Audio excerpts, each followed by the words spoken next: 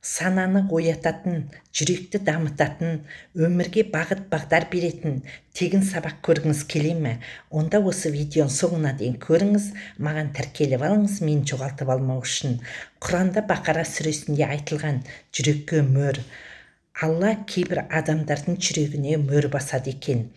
Өйткені ол адамдардың жүрегіне иман кірмеген, жүректерінде күнәлары көбейген екен. Оларда парасаттылық нұры өшіп кетеді екен. Жүрекке мөр басылу деген не?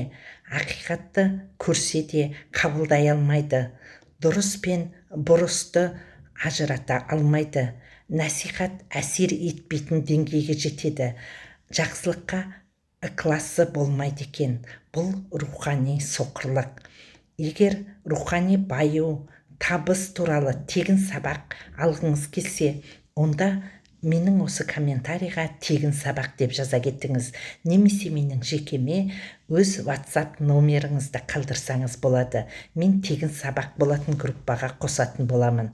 Ол жабық группа, ешкімнің мазасын алмайды. Сіздерге сәттілік тіледім.